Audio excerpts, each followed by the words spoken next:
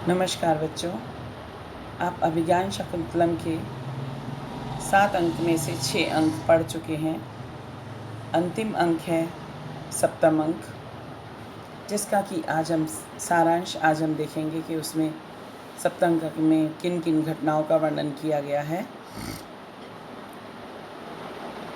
इस अंक के प्रारंभ में प्रवेशक है, जिसमें भविष्यत काल की घटना पर प्रकाश डाला गया है।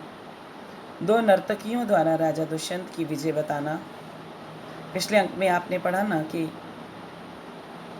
अंतिम श्लोकों में आपने पढ़ा कि राजा दुष्यंत राजा इंद्र की सहायता के लिए, युद्ध में सहायता के लिए, दुर्जय नामक राक्षस को वध करने के लिए, उसकी सहायता के लिए जाते हैं। तो अब 7वें अंक के प्रारंभ में ही 2 नर्तकियों द्वारा राजा दुष्यंत की विजय बताई जा रही है। मंच पर आम्रमंजरी व नागलासिका नामक 2 लासिकाएं अर्थात नर्तकियां आती हैं। उनकी बातचीत से पता चलता है कि राजा दुष्यंत ने स्वर्ग में आकर दुर्जय गण को परास्त कर दिया है और वे शीघ्र भूलोक वापस चले गए हैं। वे दोनों राजा का स्वागत करने आई थी, अब अवसर बीत गया है। स्वर्ग से वापस आते हुए राजा इंद्र के प्रति कृतज्ञता। राजा दुष्यंत इंद्र के रथ पर बैठकर स्वर्गलोक से वापस आ रहे हैं। वह सारथी मातली से कहता है कि मैंने तो दुर्जय गण को परास्त करके इंद्र का छोटा सा कार्य किया है, परंतु इंद्र ने मेरा बहुत सम्मान किया है, जो अपने गले की मंदार माला मेरे गले में पहना दी। उसका पुत्र माला पहनना चाहता था, वह देखता ही रह गया। मातली राजा से कहता है कि राजा, आप अपने कार्य को छोटा बता रहे हैं, लेकिन इंद्र इसे बहुत महत्वपूर्ण मान रहे हैं तथा उसके समक्ष आपके प्रति किए गए उपकार को कुछ भी नहीं समझ रहे हैं। मातली राजा को यह भी बताता है कि यहाँ पर देवता आपके वीरतापूर्ण कार्य को कल्प वृक्ष के पत्तों पर लिख रहे हैं। फिर भी राजा इंद्र के प्रति कृतज्ञ है। मातली का स्वर्ग से आते हुए वायु मार्ग का वर्णन करना। इंद्र का सारथी मातली जब राजा को स्वर्ग से भूलोक में ला रहा है, तो वह राजा को बताता है कि वह धूलि रहित प्रभा नामक वायु का मार्ग है, जो वायु आकाश गंगा को धारण करता है। तत्पश्चात रथ बादलों के ऊपरी सतह पर पहुंचता है, जिससे रथ के पहिए भीग जाते हैं। चातक पक्षी अराओं के बीच से निकल रहे हैं। रथ तेजी के साथ चल रहा है। बादलों के नीचे आने के पश्चात राजा को ऐसी भूमि दिखाई पड़ती है मानो पर्वतों से नीचे उतर रही हो। नदियां पतली व टूटी हुई सी प्रतीत होती हैं। इसके पश्चात रथ किन्नरों के पर्वत हेमकूट पर पहुंच जाता है, जहां देवों और राक्षसों के पिता प्रजापति अपनी पत्नी के साथ तपस्या कर रहे हैं। ऋषियों के दर्शनार्थ जाते समय राजा को शुभ शकुन हो रहा। मार्ग में मारीच ऋषि का आश्रम था। राजा उनके दर्शन करके अपने को धन्य समझते हैं। पुनः वे प्रजापति के आश्रम में जाते हैं। राजा को वहाँ पर तपस्या करने वाले ऋषियों को देखकर बहुत ही आश्चर्य होता है कि वहाँ सभी प्रकार की भोग्य सामग्री होने पर भी सभी तपस्वी वैरागी होकर संयम धारण किए हुए हैं। ऋषि मारीच से मिलने के लिए राजा को प्रतीक्षा करनी पड़ती है। तभी राजा इधर उधर घूमने लगते हैं, तो अचानक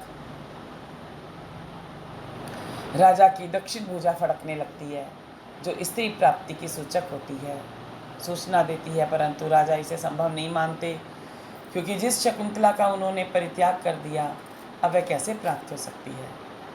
कल्याणकारी वस्तु का परित्याग कर देने पर बाद में दुख ही होता है। राजा का चक्रवर्ती पुत्र को देखना।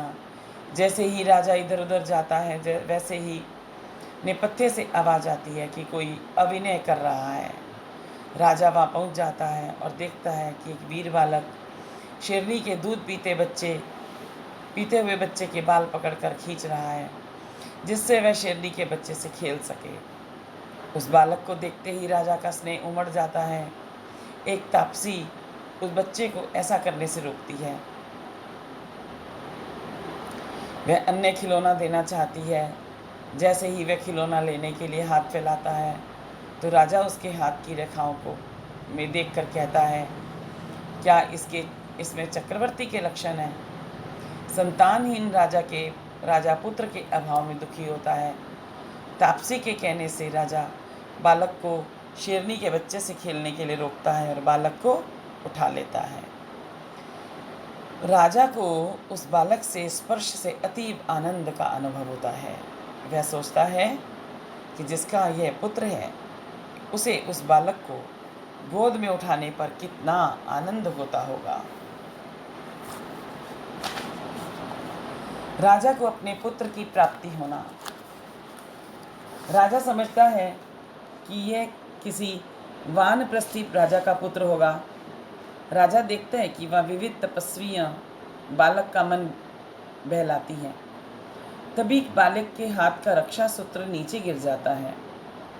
राजा उसे उठा लेता है। उसी समय एक तापसी कहती है कि यह अपराजिता नाम की औषधि है, जो इसे जन्म संस्कार के समय मारीच ऋषि ने दी थी और कहा था कि माता पिता के अतिरिक्त यदि कोई इस औषधि में रक्षा सूत्र को भूमि से उठा लेगा तो वह सर्प बनकर उसे काट लेगी। अब राजा को निश्चय हो जाता है कि यह मेरा ही पुत्र है।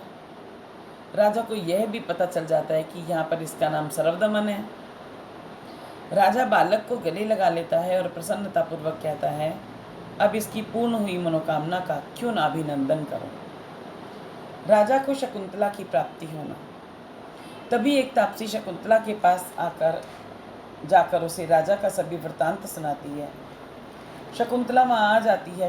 राजा शकुंतला को देखता है, रह जाता है, परंतु शकुंतला राजा को पहचानना नहीं चाहती। राजा शकुंतला से कहता है कि यह मेरा मोहान अंधकार नष्ट हो गया है, अतः मुझे तुम्हारे प्रेम के विषय में सभी कुछ याद आ गया है। राजा क्षमा मांगने के लिए शकुंतला के पैरों में गिरता है। वास्तव में नायिका को प्रसन्न करने के लिए यह चरम सीमा होती है कि नायक उसके चरणों पर गिर जाए। अतः शकुंतला का हृदय पिघल जाता है।